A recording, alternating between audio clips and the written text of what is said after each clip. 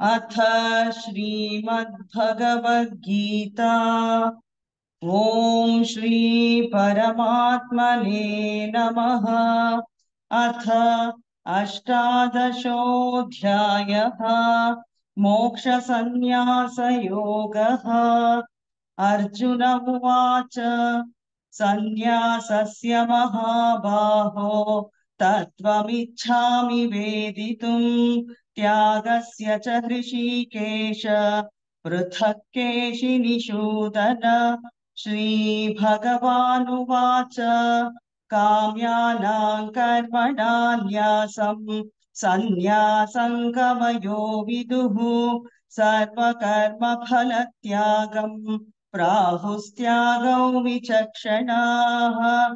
त्याज्यं दोषमदित्येके कर्म प्राहुर्मनीषिणः यज्ञदानतपः कर्म न त्याज्यमिति चापरे। निश्चयं शृणु मे तत्र त्यागे भरतसत्तम। त्यागो हि पुरुषौ व्याघ्र त्रिविधः सम्प्रकीर्तितः। यज्ञदानतपः कर्म न त्याज्यं कार्यमेव तत्। यज्ञो दानं तपश्चैव पावनानि मनीषिणाम्। एतान्यपि तु कर्माणि सङ्गं त्यक्त्वा फलानि च कर्तव्यानीति मे पार्थ निश्चितं मतमुत्तमम्। नियतस्य तु सन्न्यासः कर्मणो नोपपद्यते मोहात् तस्य परित्यागः तामसः परिकीर्तितः। दुःखमित्येव यत्कर्म कायक्लेशभयात् त्यजेत् स कृत्वा राजसं त्यागं नैव त्यागफलं लभेत्।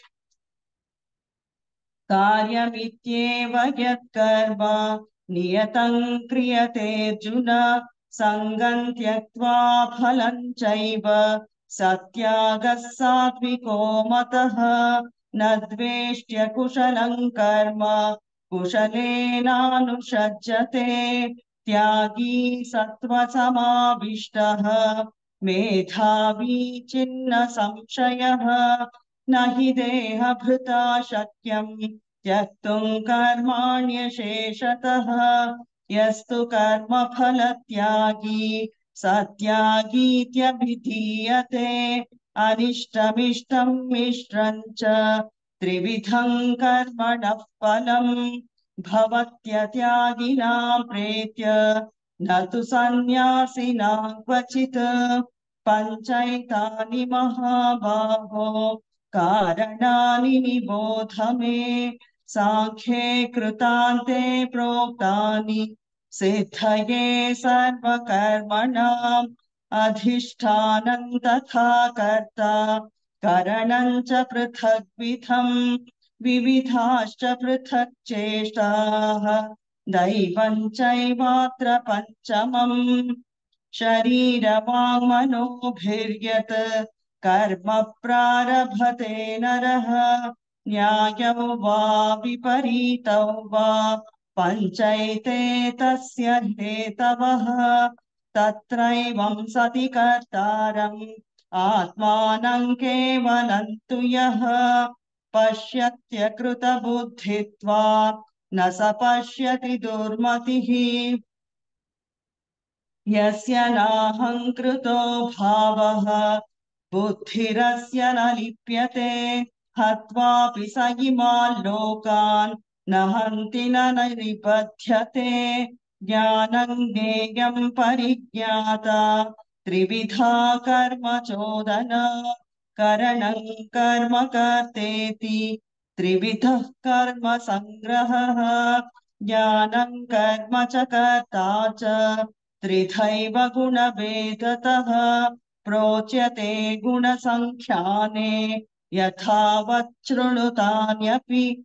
सर्वभूतेषु येनैकं भावमव्ययमीक्षते अविभक्तौ विभक्तेषु तज्ज्ञानौ विद्धि सात्विकम्।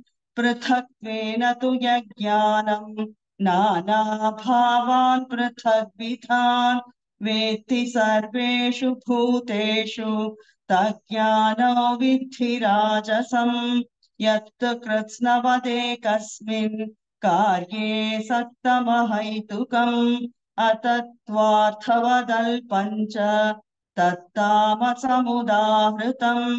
नियतं सङ्गरहितम् अरागद्वेषतः कृतम् अफलप्रेप्सुना कर्म यत्तत् सात्विकमुच्यते यत्तु कामेप्सुना कर्म साहङ्कारेण वा पुनः क्रियते बहुलायासम् तद्राजसमुदाहृतम् अनुबन्धं क्षयं हिंसाम् अनपेक्ष्य च पौरुषम् मोहादारभ्यते कर्म यत्तत्तामसमुच्यते मुक्तसङ्गो नहौ वादी धृत्युत्साहसमन्वितः सिद्ध्यसिद्ध्योर्निर्विकारः कर्ता सात्विक उच्यते रागी कर्मफलप्रेप्सुः लुब्धो हिंसात्मको शुचिः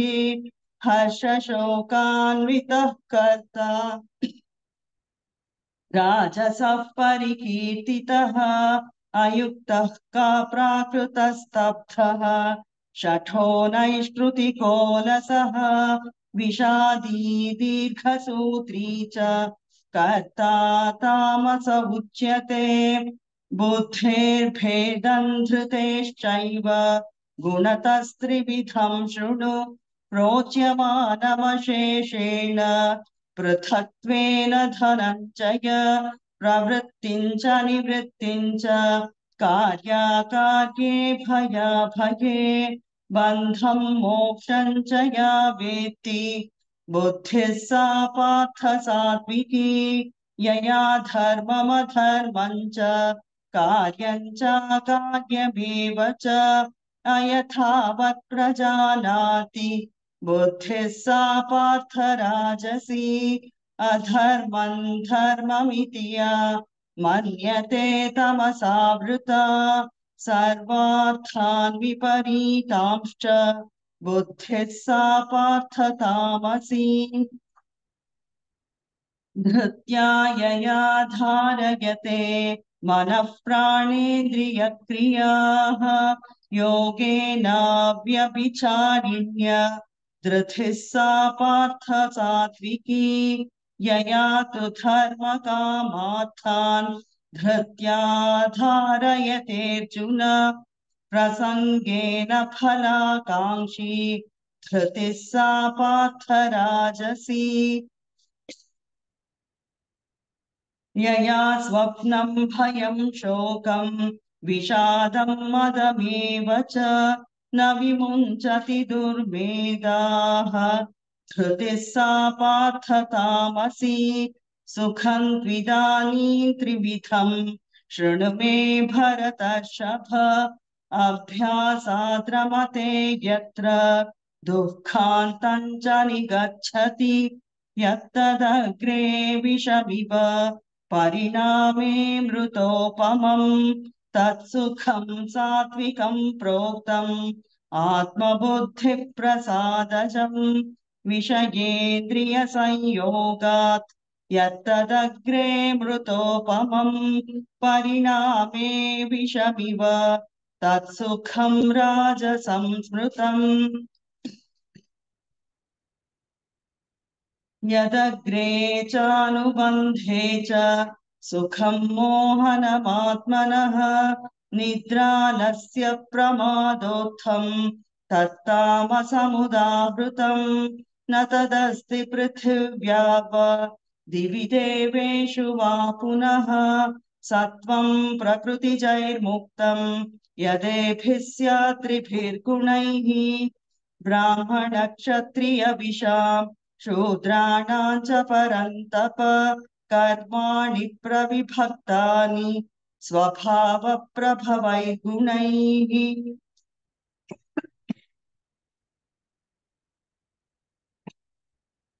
शमोदमस्तपः शौचम् क्षान्तिराजवमेव च ज्ञानं विज्ञानमास्तिक्यं ब्रह्म कर्म स्वभावजं शौर्यं तेजो धृतिर्दाक्ष्यं युद्धे चाप्यपलायनम् दानमीश्वरभावश्च क्षात्रं कर्म स्वभावजम् कृषिगौ रक्ष्य वाणिज्यं वैश्यकर्म स्वभावजम् परिचर्यात्मकं कर्म शूद्रस्यापि स्वभावजम् स्वे स्वे कर्मण्यभिरतः संसिद्धिर्लभते नरः स्वकर्मनिरतः सिद्धिं यथा विन्दति तच्छृणु यतः प्रवृत्तिर्भूतानां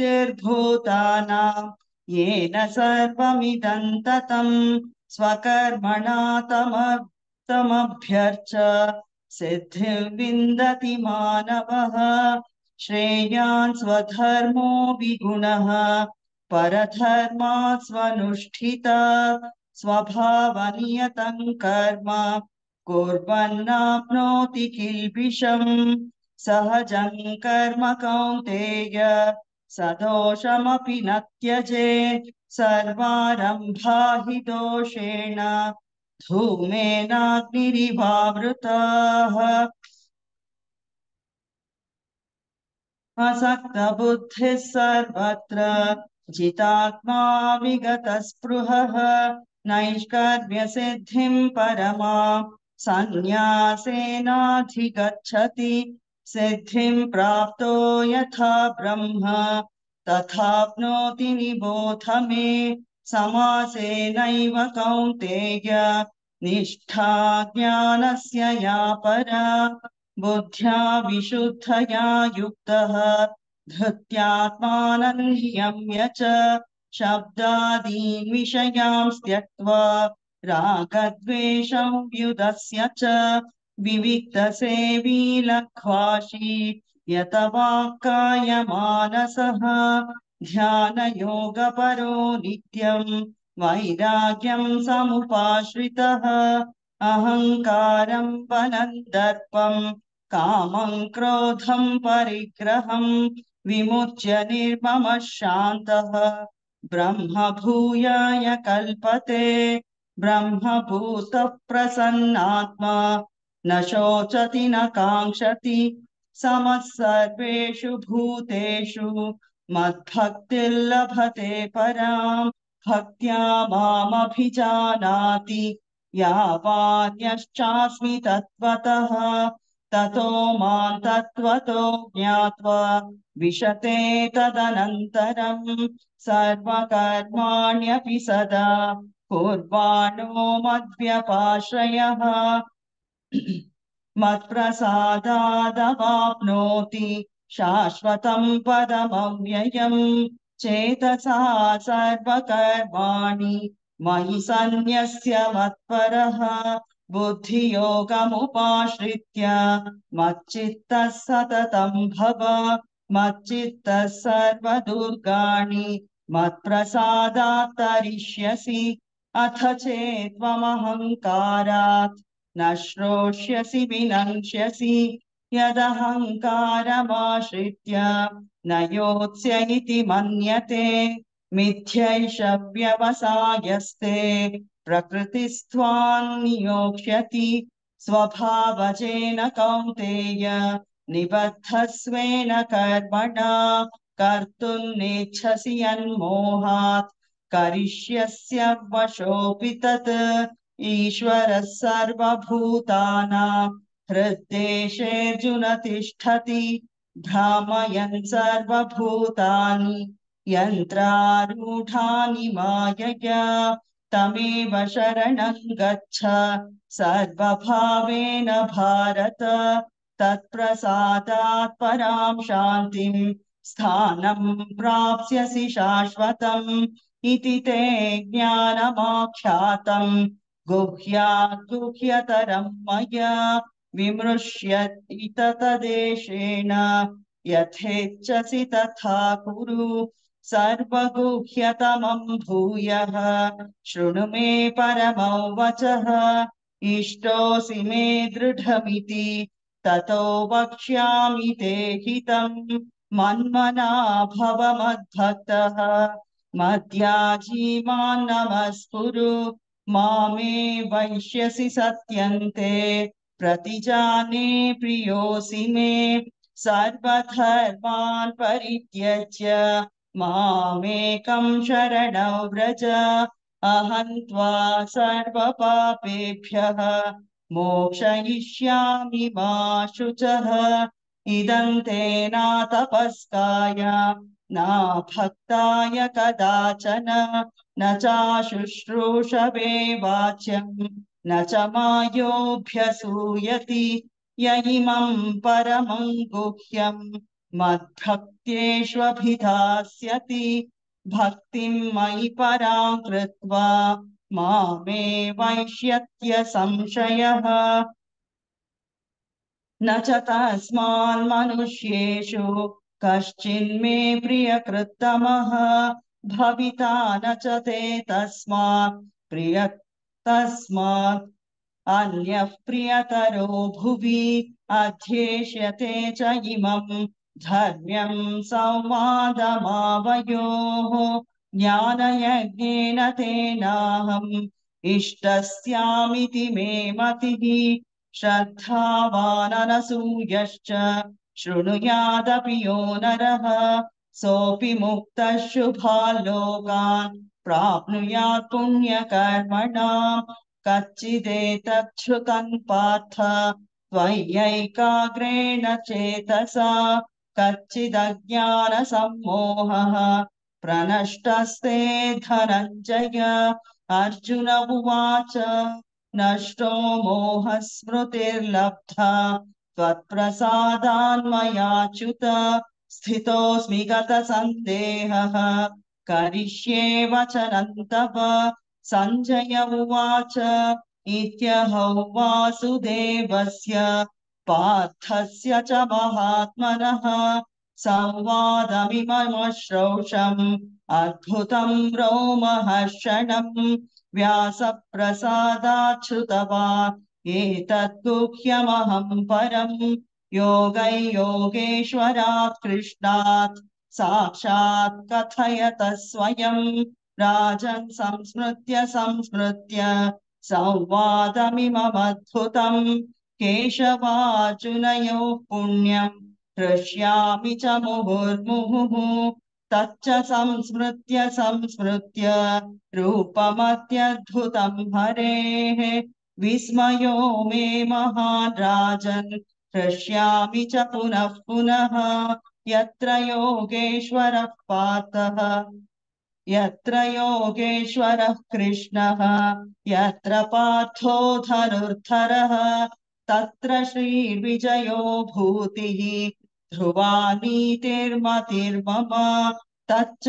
संस्मृत्य रूपमत्यद्भुतं हरेः विस्मयो मे महान् राजन् हृष्यामि च पुनः पुनः यत्र योगेश्वरः कृष्णः यत्र पार्थो धनुर्धरः तत्र श्रीर्विजयो भूतिः ध्रुवा नीतिर्मतिर्मम तच्च संस्मृत्य रूपमत्यद्भुतं हरेः विस्मयो मे महान् राजन् हृष्यामि च पुनः पुनः यत्र योगेश्वरः कृष्णः यत्र पार्थो धनुर्धरः तत्र श्रीर्विजयो भूतिः ध्रुवा नीतिर्मतिर्मम ॐ तत्सदिति श्रीमद्भगवद्गीतासु उपनिषत्सु ब्रह्मविद्यायां योगशास्त्रे श्रीकृष्णार्जुनसंवादे मोक्षसंन्यासयोगो नाम अष्टादशोऽध्यायः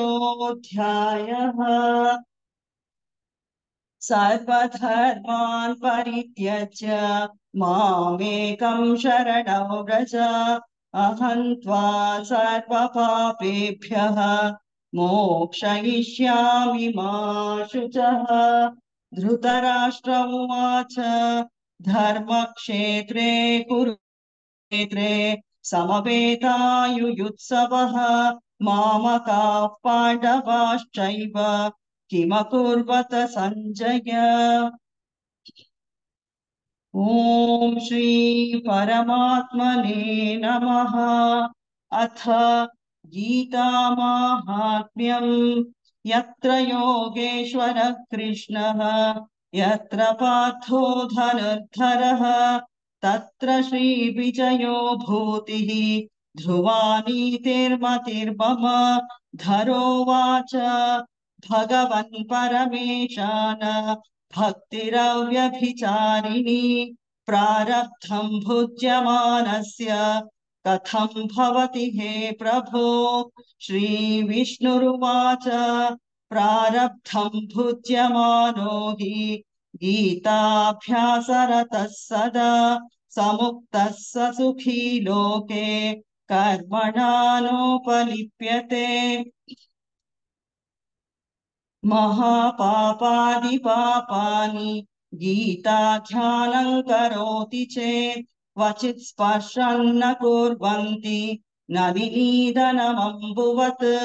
गीतायाः पुस्तकै यत्र यत्र पाठः प्रवर्तते तत्र सर्वाणि तीर्थानि प्रयागादीनि तत्र वै सर्वे देवाश्च ऋषयः योगिनः पन्नगाश्च ये गोपाला गोपिका वापि नारदोद्धव पार्षदैः सहायो जायते शीघ्रम् यत्र गीता प्रवर्तते। यत्र गीता विचारश्च पठनं पाठनं श्रुतं तत्राहं निश्चितं पृथ्वी निवसामि सदैव हि। गीताश्रयेऽहं तिष्ठामि गीता मे चोत्तमं गृहम्। गीता ज्ञानमुपाश्रित्य त्रिलोकान् पालयाम्यहम्। गीता मे परमा विद्या ब्रह्मरूपा न संशयः। अर्धमात्राक्षरा नित्या स्वानिर्वाच पदात्मिका चिदानन्देन कृष्णेन प्रोक्ता स्वमुखतोऽर्जुनम्। वेदत्रयी परानन्द तत्त्वार्थज्ञानसंयुता योष्ठादशम् जपे नित्यम् नरो निश्चलमानसः ज्ञानसिद्धिम् स लभते ततो याति परम् पदम्। पाठे समग्रे सम्पूर्णे ततोऽर्थम् पाठमाचरेत् तदा गोदानजम् पुण्यम् लभते नात्र संशयः। त्रिभागम् पठमानस्तु गङ्गा स्नानफलम् लभेत् षडंशम् जपमानस्तु सोमयागफलम् लभेत्। एकाध्यायम् तु यो नित्यम् पठते भक्तिसंयुतः रुद्रलोकमवाप्नोति गणो भूत्वा वसेत् चिरम्। अध्यायम् श्लोकपादौ वा नित्ययः पठते नरः स याति नरता यावत् मन्वन्तरौ वसुन्धरे। गीताया श्लोकदशकम् सप्तपञ्चचतुष्टयम् द्वौ त्रीनेकम् तदर्थौ वा शोकानाय पठे नरः चन्द्रलोकमवाप्नोति वर्षाणामयुतम् ध्रुवम्। गीतापाठसमायुक्तः मृतो मानुषता व्रजेत्। गीताभ्यासम् पुनः कृत्वा लभते मुक्तिमुत्तमाम्। गीतेत्युच्चारसंयुक्तः म्रियमाणो गतिर्लभेत्। गीतार्थश्रवणासक्तः महापापयुतोऽपि वा वैकुण्ठम् समवाप्नोति विष्णुना सह मोदते। गीतार्थम् ध्यायते नित्यम् कृत्वा कर्माणि भूरिशः जीवन्मुक्तः स विज्ञेयः देहान्ते परमं पदम् गीतामाश्रित्य बहवः भूभुजो जनकादयः निर्धूतकल्मषा लोके गीतायातः परं पदम् गीतायाः पठनं कृत्वा माहात्म्यं नैव यः पठेत् वृथा पाठो भवेत् तस्य श्रम एव ह्युदाहृतः एतन्माहात्म्यसंयुक्तं गीताभ्यासं करोति यः स तत्फलमवाप्नोति दुर्लभां गतिमाप्नुयात् सूत उवाच माहात्म्यमेतद्गीतायाः मया प्रोक्तं सनातनं गीतान्ते च पठेद्यस्तु यदुक्तं तत्फलं लभेत् शौनक उवाच गीतायाश्चैव माहात्म्यं यथा वस्तुतमे पद पुराणाराजनक्षेत्रे या तेन मुनिनोदितम् सूत उवाच भद्रं भगवता पृष्ठं यदि गुह्यतमं पदं शक्यते केन तद्व्यक्तुम् गीतामाहात्म्यमुत्तमम् संसारसागरं घोरं कर्तुमिच्छति यो नरः यस्यान्तःकरणं नित्यम् गीतायां रमते सदा श्रीभगवानुवाच गीता मे हृदयं पार्थ गीता मे सारमुत्तमम् गीता मे ज्ञानमत्युग्रम् गीता मे ज्ञानमव्ययम् कीर्तना सर्वपापानि विलयं तत्क्षणात् गंगा गीता च गायत्री सीता सत्या सरस्वती ब्रह्मवल्ली ब्रह्मविद्या त्रिसन्ध्या मुक्तिदेहिनी अर्धमात्रा चिदानन्द भवग्नी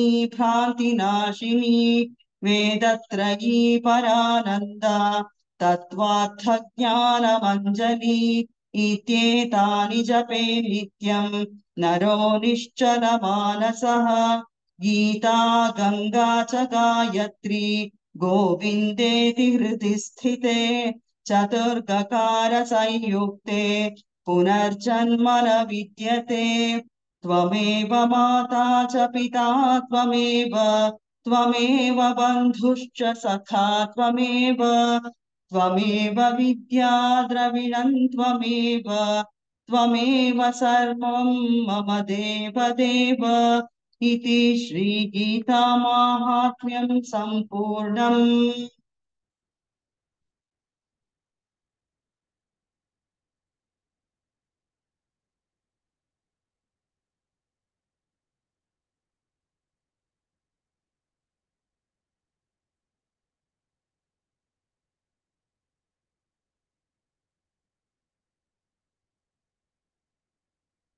जय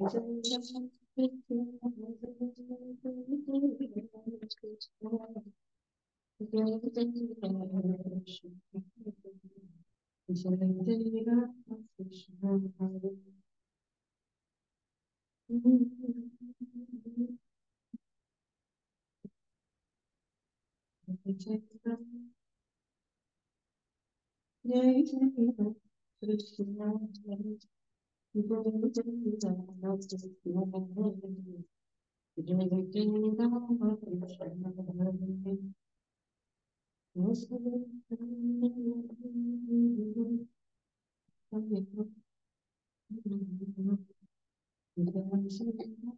कृष्ण हरे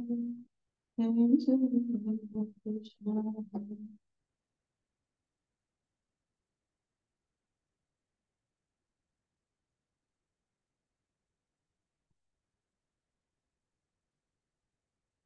ॐ जय भगवद्गीते जय भगवद्गीते हरिः कमल विहारी हरिः कमल विहारी सुंदर सुपुनीते ॐ जय भगवद्गीते कर्म सुमर्म प्रकाशिनी कामासक्तिदहरा तत्त्वज्ञानविकाशिनी तत्त्वज्ञानविकाशिनी विद्या ब्रह्म परा। ॐ जय भगवद्गीते निश्चल भक्ति विधायिनी निर्मलमलहारी शरणरहस्य प्रदायिनी शरणरहस्य प्रदायिनी सबविध सुखकारी। ॐ जय भगवद्गीते रागद्वेष विहारिणि कारिणि मोद सदा भवभयहारिणि तारिणि भवभयहारिणि तारिणि परमानन्दप्रदा। ॐ जय भगवद्गीते आसुरभावविनाशिनि नाशिनि तमरजनी दैवी सद्गुणदायिनि दैवी सद्गुणदायिनि हरिरसिका सजनी। ॐ जय भगवद्गीते समता त्याग सिखावनी हरिमुख की बानी सकल शास्त्र की स्वामिनी सकल शास्त्र की स्वामिनी श्रुतियों की रानी। ॐ जय भगवद्गीते दया सुधा बरसावनी मात कृपा की जय हरिपद प्रेम दान कर हरिपद प्रेम दान कर अपनो कर लीजय। ॐ जय भगवद्गीते ॐ जय भगवद्गीते जय भगवद्गीते हरिः कमल विहारिणि हरिः कमल विहारिणि सुंदर सुपुनीते। ॐ जय भगवद्गीते।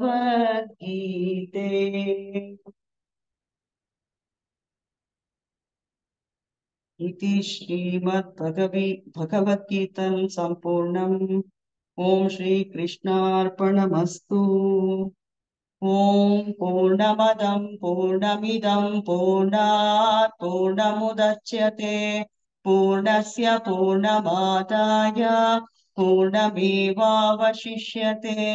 ॐ शान्ति शान्ति शान्तिः। ॐ श्रीगुरुभ्यो नमः। हरिः ॐ तत्सत्।